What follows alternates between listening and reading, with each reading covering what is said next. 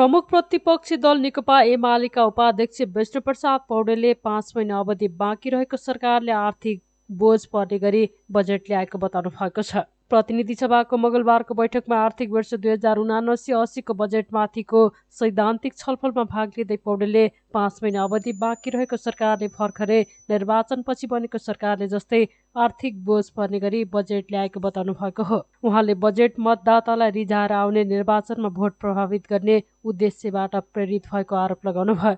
नाराहरू जतिसुकै सुन्दर भए पनि प्रस्तुत बजेट उल्टो दिशातर्फ उन्मुख रहेको उहाँको भनाइ छ। उहाँले 8% को आर्थिक वृद्धि दरको लक्ष्य आधारहीन रहेको बताउनु भयो। माननीय अर्थमन्त्रीले मुद्रास्फीतिलाई 7% मा सीमित गर्ने घोषणा गर्नुभएको छ। अहिले नै मुद्रास्फीति 7%बाट उकालो लागिसकेको छ।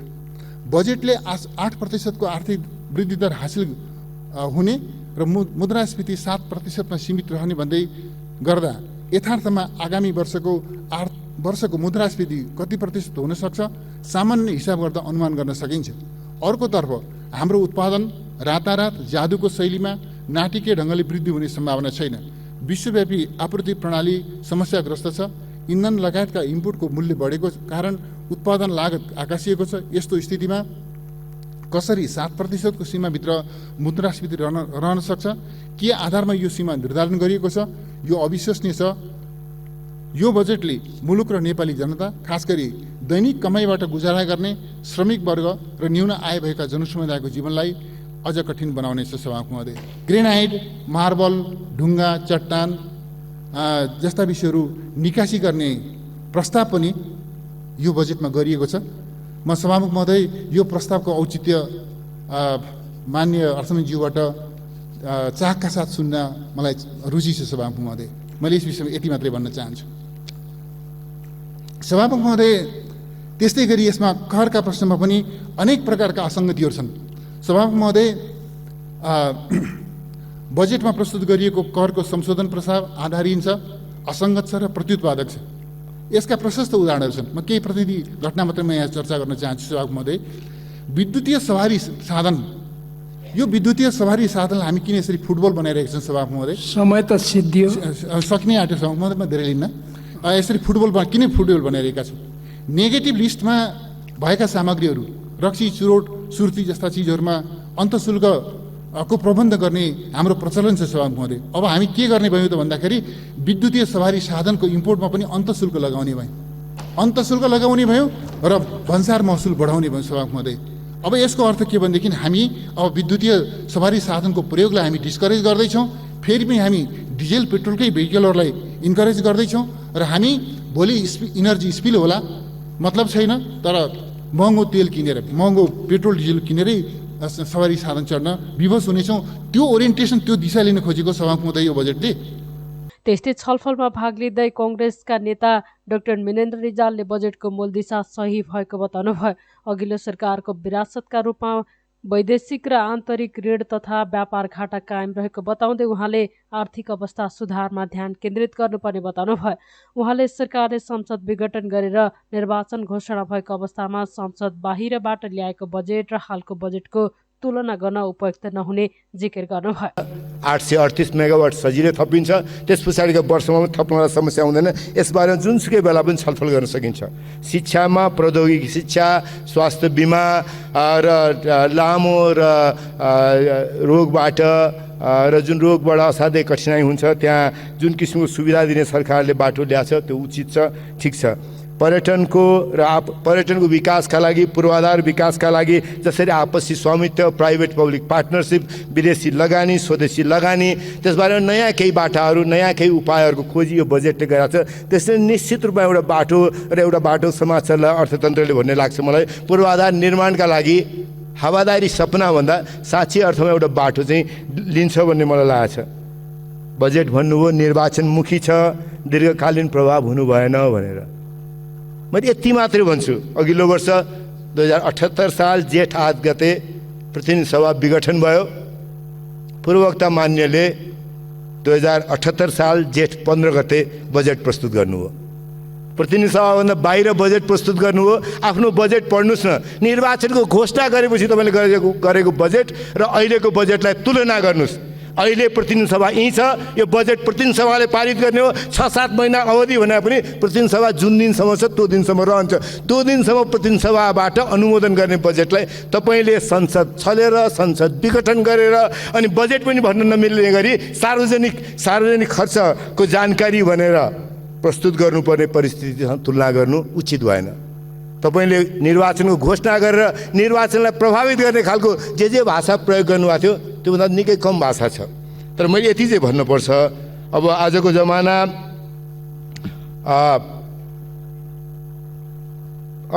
पूर्व अर्थमन्त्रीजी मान्य सदस्यजीसँग मेरो मित्रता पनि लामो छ, नातो पनि पर्छ। त्यसैले समकालीन नेपालमा नाता पर्ने ठाउँमा धेरै चर्को र तीव्र आलोचना तिखो आलोचना पनि गर्नु हुँदैन। त्यसैले यतिमै मैले त्यहाँ छुट्याएँ। अब उतातर्फ जान्न म। त्यस्तै माओवादी केन्द्रका नेता वर्षमान पुनले अर्थतन्त्रको परम्परागत संरचनालाई पुनर्संरचना गर्ने दिशालाई बजेटले सम्बोधन गरेको बताउनुभयो। लघुवित्त कर्जा बाँझो जमिनलाई उपयोग गर्ने विषय, किसानका उत्पादनलाई बजारको सुनिश्चितता, पशु बिमाको प्रिमियम वृद्धि, स्वदेशी उत्पादनलाई प्रशय लगायतका विषय महत्त्वपूर्ण भएको उहाँको भनाइ छ। 5 खर्बको लघु वित्त कोष कृषि कर्जाको लागि जो आएको छ, स्रोतहरू यहाँ चाहिँ परिभाषित त छैनन्, तर यो धेरै महत्त्वपूर्ण कुरा हो। साना लगानी चाहिरहेको हुन्छ। ठुला ब्याङ्कहरूमा वित्तीय संस्थाहरूमा पहुँच हुँदैन किसानहरूको। सजिलो ढङ्गले घरमै कार्यक्षेत्रमै यो लघु वित्त कर्जाको चाहिँ व्यवस्था गर्न सकियो भने र त्यसको उद्देश्य राखेर 5 खर्बको जो कोष जम्मा गर्ने कुरो गरिएको छ, यो आफैमा राम्रो छ। बाँझो जमिनलाई उपयोग गर्ने नीतिको कुरो छ। न्यूनतम समर्थन मूल्य, खास धान मकै गहुँ दुध आदि इत्यादिलाई न्यूनतम समर्थन मूल्य तोक्ने कुरो छ।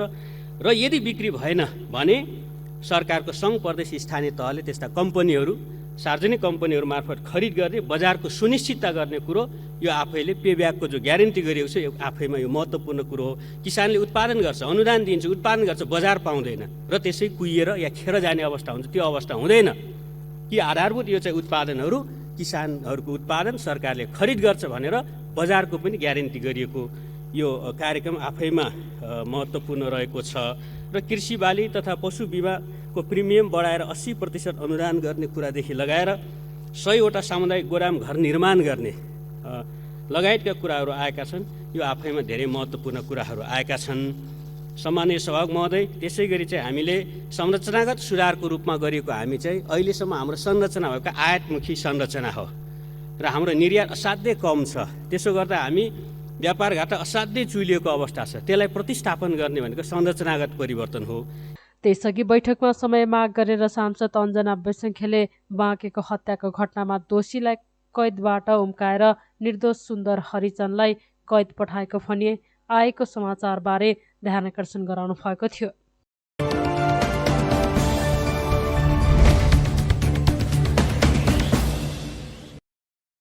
अभिनेत्री मिरुना मगरलाई दुर्व्यवहार गरेको आरोपमा निर्दोषलाई फसाइएको भन्दै काठमाडौँको चाबहिलमा विरोध प्रदर्शन गरिएको छ। बौद्ध भिक्षु समेत रहेका फुर्वा लामालाई फसाउने चलचित्र कबड्डी 4 की नायिका मगरले सार्वजनिक रूपमा माफी माग्नुपर्ने मागसहित एक समूहले काठमाडौँको चाबहिल स्थित केएल टावर अगाडि प्रदर्शन गरेका हुन्।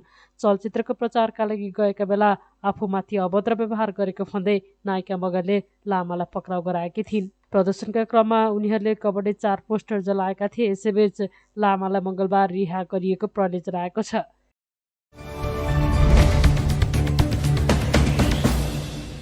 मुस्ताङको थासङ गाउँपालिका 2 सानो सरेमा आइतबार भएको तारा एयरको जहाज दुर्घटनामा परि मृत्यु भएका 22 जनाकै शव काठमाडौँ ल्याइएको छ।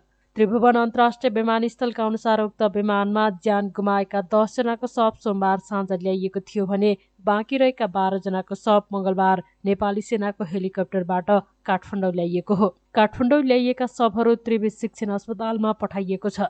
22वटै शवहरूलाई त्रिवी शिक्षण अस्पतालमा पोस्टमार्टम गरेपछि आफन्तको जिम्मा लगाइने नेपाल नागरिक उड्डयन प्राधिकरणले जनाएको छ। यसअघि संस्कृति पर्यटन तथा नागरिक उड्डयन मन्त्री प्रेम बहादुर आलेको निर्देशनमा मन्त्रालयले नै विमान दुर्घटनाको छानबिन गर्न दुर्घटना जाँच आयोग समेत गठन गरेको छ। आइतबार मानापाथी हिमालको फेदीमा रहेको पहाडमा जहाज ठोकिएर टुक्रा टुक्रा परेको अवस्थामा सोमबार बिहान फेला परेको थियो। पोखराबाट आइतबार बिहान 9:55 जोमसोमका लागि उडेको तारा एयरको 9N-AET कल साइन भएको उक्त विमान बिहान 10:07 जोमसोम विमानस्थलको टावरबाट सम्पर्क विच्छेद भएको थियो।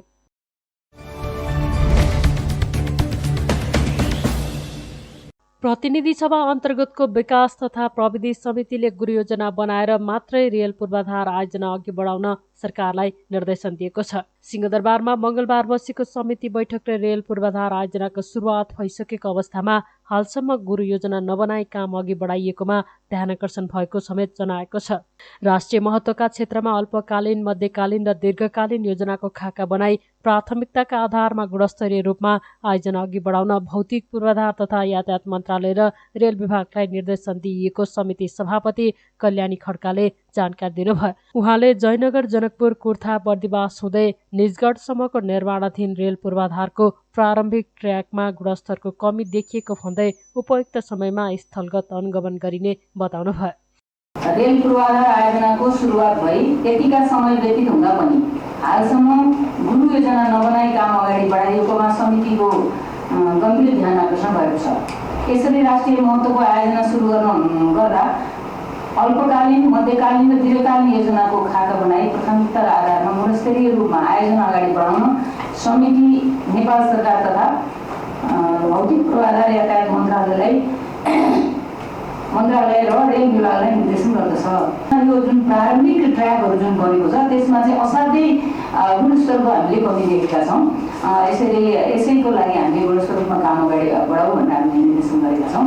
समितिले उपयुक्त समयमा जयनगर, जनकपुर, कुर्था, बर्दिवास हुँदै निजगढसम्मको निर्माणाधीन रेल पूर्वाधार आयोजनाको स्थलगत अनुगमन गर्ने पनि निर्णय गर्दछ। मान्यज्यूलाई मैले एउटा आग्रह के गरेँ भने हामी तत्काल 24-25 गते भित्रै हामी यो चाहिँ जाउँ। बैठकमा भौतिक पूर्वाधार तथा यातायात मन्त्री रेणुकुमारी यादवले गुरुयोजना नबनाई आयोजना सुरु गर्दा समस्या देखिएको बताउनुभयो। बर्दिवास हुँदै निजगढसम्मको निर्माणाधीन रेल सरकारको प्राथमिकतामा रहेको र काठमाडौँ रक्सोल रेलमार्गमा पनि थप अध्ययन भइरहेको उहाँले जानकारी दिनुभयो। उहाँले काकडभिट्टामा रेलमार्ग निर्माणमा भने केही समस्या देखिन सक्ने बताउनुभयो। आर्थिक भार चाहिँ सडकले जति लिए पनि भविष्यमा यसको चाहिँ बेनिफिट त्यति हुनेवाला छैन। अब रेलको जहाँसम्म सवाल छ, 1960 सालदेखि नै यो के अरे हामी जुन जयनगर चलाएका छौँ 10 वर्ष अगाडि एकचोटि चलेर रेल बन्द भएको थियो। त्यसमा अलिकति ऐन कानुनको कारणले चल्न सकेको थिएन। यसपालि एकदम सिरियसली लागेर हामी जुन 2 वर्षदेखि ट्रेन किनेर राखेको अवस्था थियो त्यो ट्रेन चलाउन चाहिँ रेल चलाउन सफल भयो। सर्वप्रथम हाम्रो देशको मास्टर प्लान के छ भने हामीले बनाएको होइन, सुरुदेखि बन्दै आएकोमा थप गर्दै जाँदाखेरि पनि बिग्रेको। सर्वप्रथम हाम्रो रेलको कनेक्टिभिटी कताबाट हुने त? भारतको कुन नाकाबाट कनेक्टिभिटी छ रेलको? जस्तो अहिले काकरभिट्टाको कुरा चल्यो, बङ्गालबाट हाम्रो कनेक्टिभिटी छ कि छैन? त्यो कुराहरू नसोचिकन जथाभावी यसरी मास्टर प्लान बनाएर पनि अलि अप्ठ्यारोमा हामी पर्यौँ।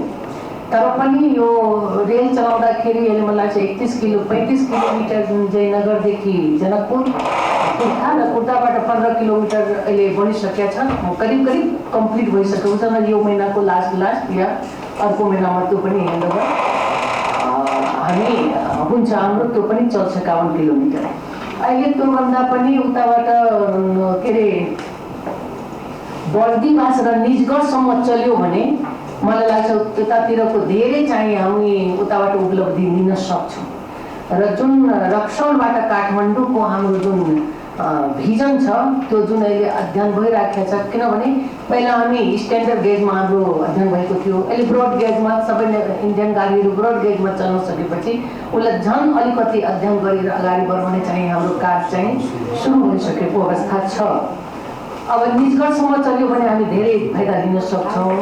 यो कुराहरू काकरभिट्टाको जहाँसम्म सवाल छ भने त्यसमा 22-23 अर्ब हाम्रो मुआवजा दिनुपर्ने अवस्था छ।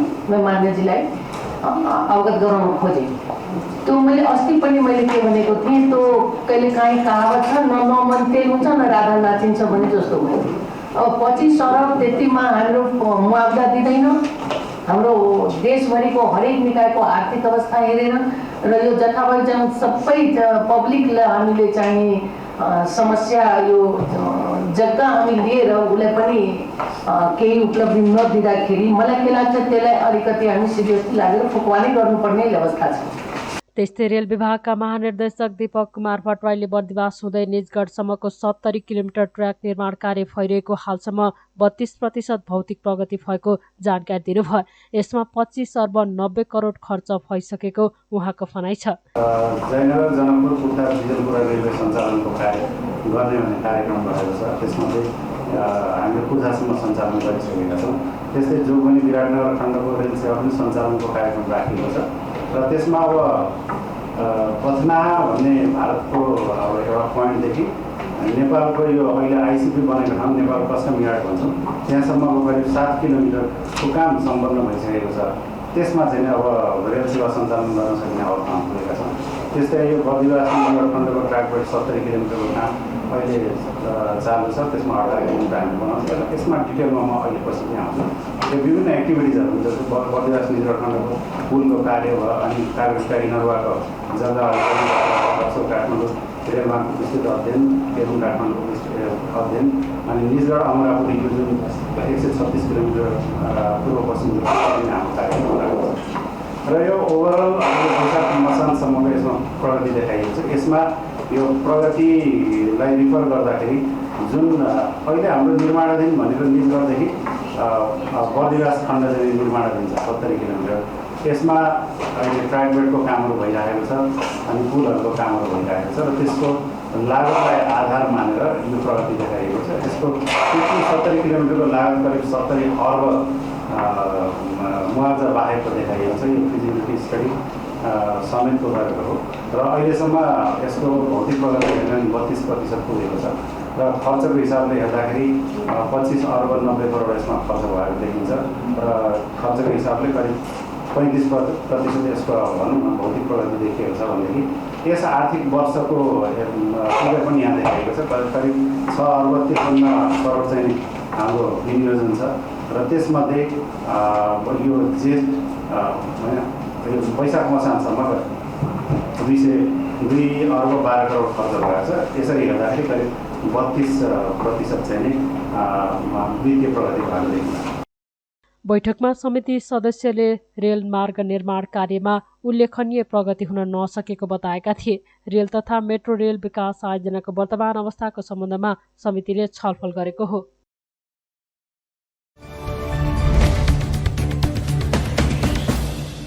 नेकपा माओवादी केन्द्रका सांसद नारायण काजी श्रेष्ठले प्रसारण लाइन निर्माणमा बजेटमा उल्लेख भएको विषयमा एमसीसीको भूमिकाप्रति स्पष्ट पार्न आग्रह गर्नुभएको छ। मंगलबार राष्ट्रिय सभाको बैठकमा आगामी आर्थिक वर्ष 2079-80 को बजेटमाथि शुरू भएको सैद्धान्तिक छलफलमा भाग लिँदै श्रेष्ठले बजेटमा उल्लेख भएको लप्सीफेदी रातमाटे हेटौँडा दमौली बुटवल गोरखपुर 400 केबी को प्रसारण लाइन निर्माण सरकारले बनाउने हो अथवा एमसीसीको योजना हो भन्दै प्रश्न गर्नुभयो।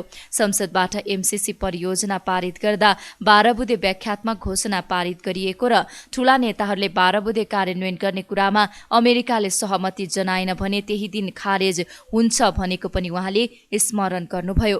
श्रेष्ठले अमेरिकाले अहिलेसम्म 12 बुँदे व्याख्यात्मक घोषणाबारे एक शब्द पनि नबोलेकाले एमसीसी खारेज भएको या होइन भन्ने बारेमा सरकारको प्रष्ट धारणा आउनुपर्ने जिकिर गर्नुभयो। त्यस्तै उहाँले सबै हिसाबले उपयुक्त बजेट आएकाले सफल कार्यान्वयनमा सबैको सहयोग आवश्यक रहेको बताउनुभयो। उहाँले सीमाको बीचबाट बजेट विनियोजन भएको र यो कुनै पार्टीको जस्तो नभई गठबन्धन दलको समन्वय र सहकार्यमा बनेको बजेट भएकाले सकारात्मक भएको टिप्पणी समेत गर्नुभयो। सांसद श्रेष्ठले कृषिलाई रूपान्तरण गरी उत्पादन वृद्धि, आयात नियन्त्रणमा प्रतिस्थापन तथा व्यापार घाटामा कटौती बजेटको मुख्य प्राथमिकता भएको बताउनुभयो। यो गठबन्धन सरकारको तर्फबाट अर्थमन्त्रीले प्रस्तुत गर्नुभएको बजेट सकारात्मक छ, स्वागतयोग्य छ र त्यसलाई समर्थन गर्नु आवश्यक छ भन्ने म ठान्छु र त्यसको कार्यान्वयनको प्रक्रियामा हामी सबैले साथ सहयोग गर्नुपर्ने आवश्यकता छ। सामान्य रूपमा हाम्रो देश कृषि प्रधान अहिले पनि छ, अधिकांश जनसङ्ख्या कृषिमा आश्रित छन्, धेरै जनसङ्ख्या अहिले पनि कृषिमा चाहिँ संलग्न पनि छन् भनेर मात्रै छोडेको छैन। अहिले कृषिलाई नै केन्द्रबिन्दुमा राखेर कृषिको रूपान्तरण गरेर उत्पादन वृद्धि गर्ने र रोजगारी सृष्टि गर्ने र त्यसपछि आत्मनिर्भर अर्थतन्त्रको दिशातिर लैजाने मुख्य कुरा चाहिँ कृषिलाई केन्द्रबिन्दुमा राखेर यसको रूपान्तरण नै हो भनेर बजेट चाहिँ एकदम स्पष्टताका साथ नीति र कार्यक्रमसहित प्रस्तुत भएको छ। बिजुलीमा 2 वर्ष सबैलाई बिजुली पुर्याउने गरेको छ। 20 युनिटसम्मको लागि निःशुल्क दिने कुरा गर्छ। खानेपानी एक घर एक धाराको कार्यक्रमलाई निरन्तरता दिएको छ, तर यसमा केही अब सीमासन टाइम लिमिट चाहिँ राखिएको छैन। यो पनि राखेर जानु पर्थ्यो भन्ने लाग्छ। मेरो प्रश्न के छ भने यो लप्सीवेदी, रातमाटे, हेटौडा, रातमाटे, दमौली, बुटौल, गोरखपुर 400 केबीको प्रसारण लाइन निर्माण गर्ने कार्य अगाडि बढाइनेछ भनेको छ। यो चाहिँ पहिला भने जस्तै एमसिसीकै योजना हो कि अब त्यो छोडिदिएर आफैले बनाउने भनेर ल्याओ सरकारले, त्यो अलि प्रष्ट भएन। होइन, अब संसदबाट एमसिसी परियोजना पारित गर्दा, अनुमोदन गर्दा 12 बुँदे व्याख्यात्मक घोषणा पारित गरिएको थियो र ठुल्ठुला नेताहरूले संसदमा भाषण पनि गरेका थियो। 12 बुँदे कार्यान्वयन गर्ने कुरामा अमेरिकाले सहमति जनाएन भने त्यही दिनमा यो खारेज हुन्छ भनेको थियो। अमेरिकाले अहिलेसम्म मेरो जानकारीमा आउँदासम्म 12 बुँदे व्याख्यात्मक घोषणाबारे एक शब्द पनि बोलेको छैन। त्यसकारणले यो एमसिसी चाहिँ खारेज भएको अर्थमा बुझेर अर्थमन्त्रीले यसरी आफैले गर्ने प्रस्ताव राख्नुभएको हो भने मेरो व्यक्तिगत तर्फबाट अर्थमन्त्रीलाई र सरकारलाई धन्यवादै छ। तर यो के हो, यो प्रश्न हुनु पर्यो। त्यस्तै कांग्रेसका सांसद रमेशचन्द्र रायमाझीले बजेटले कृषि, स्वास्थ्य, शिक्षा, पर्यटन, रोजगारी लगायत विषयलाई प्राथमिकता दिएको भन्दै कार्यान्वयनमा जोड दिनुभयो। उहाँले दलहरूबीच आरोप प्रत्यारोप भन्दा पनि समन्वय र सहकार्य जरुरी रहेको उल्लेख गर्नुभयो। गोली बर्साउनको लागि गस्ती गरिरहेको कमल थापासँग एक गठबन्धन गरेको छ। त्यो कतिको संस्कार योग्य हो मलाई लाग्छ। त्यसकारण अब अर्को कुरो परमादेशको सरकारको कुरा आउँछ। यो सदनमा अहिले मलाई लाग्छ परमादेशको कुरा पनि आउँछ। यहाँ परमादेशी चाहिँ सरकार हो। हाम्रा सांसदहरूले 146 जना सांसदहरूले गएर अदालतमा मागेकै हो। हामीले परमादेशी सरकार हो। परमादेशी सरकार मात्रै होइन, परमादेशी पार्टीहरू पनि हो। यहाँ आज नेपाली काङ्ग्रेस बाहेक अरू सबै पार्टी परमादेशीहरू हो। नेकपा एमाले भन्ने पार्टी थिएन संसदमा, नेकपा माओवादी भन्ने पार्टी थिएन, जसपा भन्ने पार्टी थिएन। यी सबै पार्टीको नामाकरण अदालतले गरिदिएको। त्यसकारण यो अरूलाई परमादेशी सरकार भनेर भन्दाखेरि माथितिर थुक्दाखेरि आफ्नै मुखमा पर्ने अवस्था छ। त्यसकारण यो अरू धेरै कुराहरू उठाउनुभन्दा पनि साथीहरूले यो कुरालाई धेरै नउठाए हुन्छ भन्ने मलाई लाग्छ। किनभने संसदमा विपक्षीले सकारात्मक रूपमा भूमिका खेल्यो भने सरकार त्यसरी नै डराउने हो। त्यो पक्षबाट सरकार डराउँछ। हिजो हामी सदनमा बस्दाखेरि यो सदनलाई हामीले कसरी प्रस्तुत गरेको थियौँ भने विपक्षीमा भएका आजको साथीहरूलाई थाहा छ। हरेक कुरामा हामीले त एकपल्ट यस्तो समर्थन गर्दै सरकारको नीति तथा कार्यक्रम पनि हाम्रो समर्थन रह्यो। हामीले त्यसको आलोचना बाहिर खेप्नु पर्यो। त्यो स्थितिसम्म आएको थियो राष्ट्रिय सभामा, तर राष्ट्रिय सभा त्यो अवस्थाको रहेन। राष्ट्रिय सभालाई अहिले कस्तो बनाइयो भने साथीहरू यहाँ उभिनु हो, धेरै विपक्षका साथीहरू स्थानीय निर्वाचन जाँदाखेरि जनताले उहाँहरूलाई उभ्य बनाइदियो, एउटा साइजमा राखेर ल्याइदियो। त्यसकारण पनि अहिले यो गाली गलोचको राजनीतिलाई कसैले पचाउँदैन भन्ने बुझ्नु पर्यो। र हामीले संयुक्त रूपमा आज राजनीतिक पार्टीहरूले सोध्नुपर्ने अवस्था छ। काठमाडौँमा पार्टीलाई अस्वीकार गरिसक्यो, धरानमा पार्टीलाई अस्वीकार गरिसक्यो। हामीले आफूलाई परिवर्तन गर्ने कि नगर्ने? हामी अझै पनि हामी दम्ब देखाएर पार्टीको टिकट लियो भने जितिहाल्छौँ, पार्टीले टिकट दिइहालोस् अनि जितिहाल्छौँ भन्ने खालको दम्ब अहिले पनि पार्टीहरूले अब छोडेन भने जनताले हामीलाई अहिले पनि म सार्वजनिक रूपमा भन्छु, हामीले कति गाली बेइज्जती सहनुपर्छ। एमालेका सांसद खिमलाल भट्टराईले लक्ष्य र आधार बिना बजेट विनियोजन गरिएको भन्दै कार्यान्वयनमा आशंका व्यक्त गर्नुभयो। उहाँले आयात कम गर्न सरकारको कुनै योजना नआएको आरोप समेत लगाउनुभयो। सांसद भट्टराईले पुँजीगत खर्च गर्ने क्षमता नबढाइकन आर्थिक वृद्धि गर्न कठिनाई हुने धारणा राख्नुभयो। के निर्यात गर्छौँ त हामीले? निर्यात के गर्छौँ हामीले? अर्थमन्त्रीज्यूले बताइदिनु पर्यो, यो सरकारले बताउनु पर्यो नि के निर्यात गर्छौँ। उद्योगहरू, एसेम्बलिङ उद्योगहरू छ। अहिले पनि यो सरकारको नीतिमा चाहिँ सहुलियत कहीँ दिइँदैछ भने एसेम्बलिङ उद्योगहरूलाई बाहिरी देशबाट चाहिँ आयात हुने उद्योग कल कारखानाका चाहिँ कच्चा पदार्थलाई चाहिँ सहुलियत दिने यो सरकारको नीति छ। त्यस्ता उद्योगहरूलाई चाहिँ पूर्वाधार बनाइदिने नीति छ। के बाहिरबाट कच्चा पदार्थ ल्याउने, नेपालमा जोडजाड पारेर ती बेच्ने, नाफा कमाउने, त्यो बाहेक त्यसरी चाहिँ हामीले हाम्रो निर्यातलाई चाहिँ दोब्बर गर्ने कुरा हो। हामी त्यस्तै उद्योगहरू, त्यस्तै चिजहरूलाई उत्पादन गर्ने, बेच्ने कि कसरी यो निर्यात दोब्बर हुन्छ, यसको पनि के निर्यात गर्छौँ भन्ने कुरै टुङ्गो छैन। तर घोषणा गरियो आगामी वर्ष निर्यात दोब्बर गर्छौँ भनेर। 5 वर्षभित्र व्यापार सन्तुलन कायम गर्ने। बाफ रे बाफ, 5 वर्षभित्र, 5 महिनाको सरकारले 5 वर्षभित्र निर्यात दोब्बर गर्ने कुरा गर्दैछ। यो पत्याउने कुरा हो। यो कसैले पत्याउँछ? 8 लाख नेपालीलाई निरपेक्ष गरिबीको रेखा मुनिबाट माथि उठाउने के गरेर? यसको कुनै नीति, यसको कुनै कार्यक्रम छ? मानव विकास सूचकाङ्क 0.650 पुर्याउने, 650 रहर छ। यो चाहिँ एकै भनिदिउँ न, किन बेकारमा चाहिँ हामी तल पर्ने? 1 भनिदिउँ, 1 पुर्याउने। युरोपको स्ट्यान्डर्ड भन्दा पनि माथि, त्यहाँ पनि 900 समथिङ हो। हामी नेपाली किन तल पर्ने? माथि नै जाउँ न, 1 भनिदिउँ सिधै। 650 भन्दा त्यो राम्रो होला। घोषणा गर्न न हो। 10 लाख पर्यटक भित्र्याउने। भर्खर मन्दिरहरू खुल्दैछन्, अब 10 लाख चाहिँ हामीले पुर्याउने, भित्र्याउने। कहाँबाट कति, त्यसको पनि अलिकति फेरिस्त आएको भएदेखि सन्तोष मिल्थ्यो। भर्खर पशुपतिको मन्दिर हामीले खोलेको हो, लुम्बिनीको मन्दिर, मायादेवी मन्दिर भर्खर खोलेको हो, अझै डर हराएको छैन। डर हराउनुतिर पो बरु काम गर्नु पर्यो त। तर पनि एउटा सपना चाहिँ देखेको छ सरकारले। यो कसरी रहेछ, को आउँदैछ, कहाँबाट कसलाई ल्याउने योजना छ यो सरकारको। यो अलिकति चाहिँ वातावरण, त्यो परिस्थिति बताइदियो हुन्थ्यो भन्ने लाग्छ। बैठकले सांसद डाक्टर डिम्पल कुमारी झाको निधनमा शोक प्रस्ताव पारित गरेको छ। राष्ट्रिय सभाको अर्को बैठक जेठ 18 गते बुधबार बोलाइएको छ।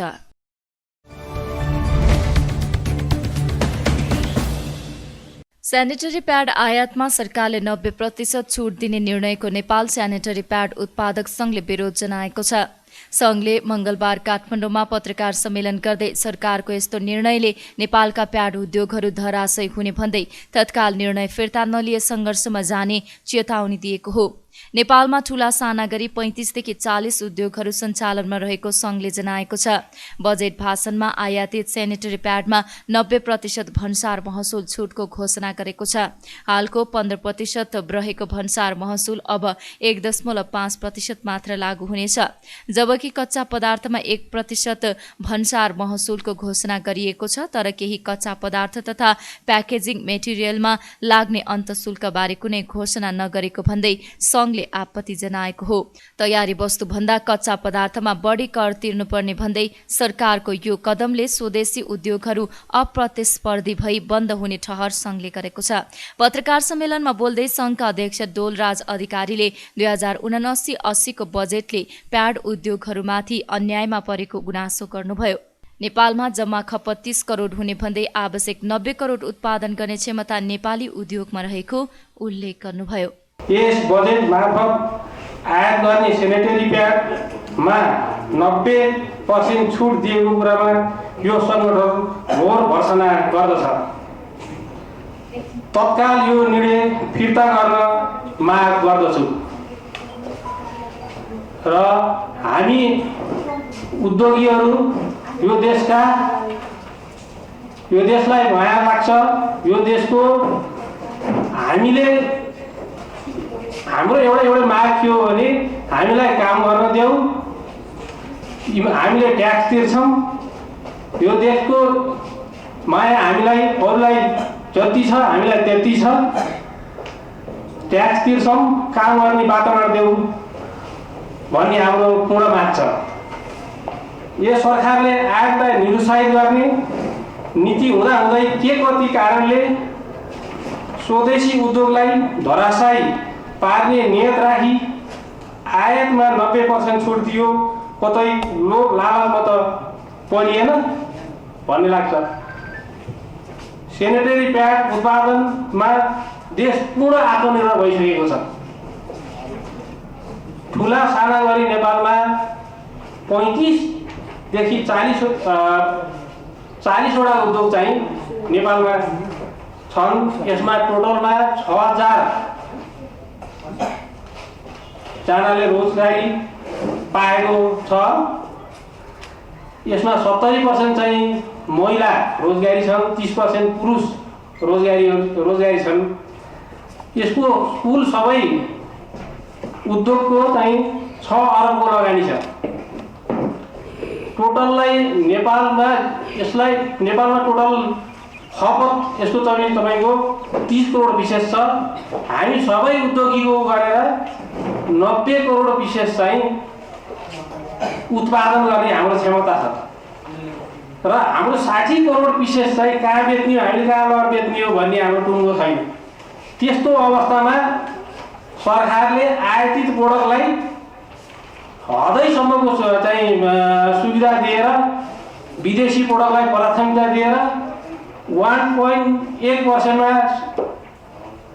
आयात गर्ने नीति लिएको कारणले गर्दा हाम्रा उद्योगहरू पूर्ण रूपमा ध्वस्त हुने अवस्था छ, बन्द हुने अवस्था छ। यो 6000 जुन रोजगारी सिर्जना भएको 6000 को रोजगारी सिर्जना हराउनेवाला छ र हाम्रा जुन 6-7 अरबको चाहिँ लगानी पूर्ण रूपमा माटोमा मिल्ने अवस्था छ। अविलम्ब सरकारले यो निर्णय फिर्ता नलिएमा हामी जुनसुकै कदम पनि चाल्न बाध्य हुनेछौँ। तर बजेट भाषणमा भने आयात र हुने सेनेटरी प्याडमा भन्सार महसुलमा 90% छुटको घोषणा गरेको छ। हालको 15% रहेको भन्सार महसुल 1.5 मा मात्र आउँदछ। कच्चा पदार्थ, प्याकेजिङ मेटेरियल र अन्य पदार्थमा भने 5 देखि 30% महसुल हुन्छ। अब कुनै पनि प्रोडक्टहरू बनेर आउने प्रोडक्टहरू 1.5% मा चाहिँ भन्सार हुन्छ भने हामीले ल्याउने र मेटेरियलहरू 5 देखि 30% सम्मका मेटेरियलमा भन्सार महसुल दर भएपछि हामी उद्योग कसरी चलाउने? उद्योग चलाउन सक्ने अवस्था कुनै पनि छैन। यसले गर्दा हामी सबै उद्योगीहरू मिलेर हामीले एउटा कार्यक्रम अर्थमन्त्रीलाई, यो अहिलेको सरकारलाई, अर्थमन्त्रीजीलाई ताला तापी बुझाउने हामी निर्णय गरेका छौँ। 1.5 अर्बको हालको आयात अत्याधिक बढेर 5 वर्षमा वार्षिक 75 अर्ब पुग्ने र व्यापार घाटाको डरलाग्दो घेराबाट उम्किन निजी क्षेत्र नसक्ने भन्दै आपत्ति जनाएको हो।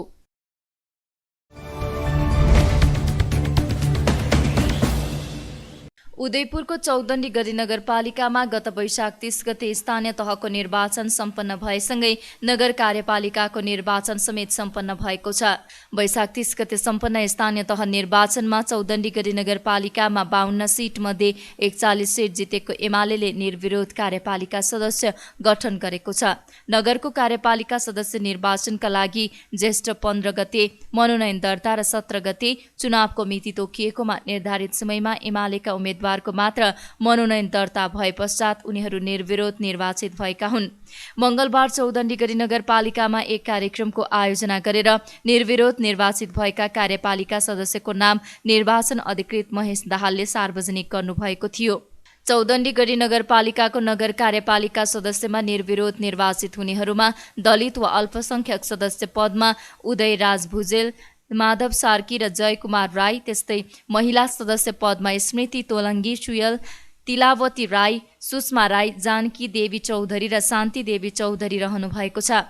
कार्यपालिकाको सदस्य निर्वाचनको मनोनयन दर्ताको समयमा उनीहरूको मात्रै उम्मेदवारी दर्ता भएपछि स्थानीय तह निर्वाचन ऐन 2073 को दफा 25 बमोजिम निर्विरोध निर्वाचित भएको घोषणा गरिएको थियो। निर्वाचित भएका सम्पूर्ण नगर कार्यपालिका सदस्यहरूलाई निर्वाचन आयोगले प्रमाणपत्र समेत मंगलबार नै हस्तान्तरण गरेको छ। नगर प्रमुख कालुमान लामाले उनीहरूलाई पद तथा गोपनीयताको शपथ गराउनु भएको छ।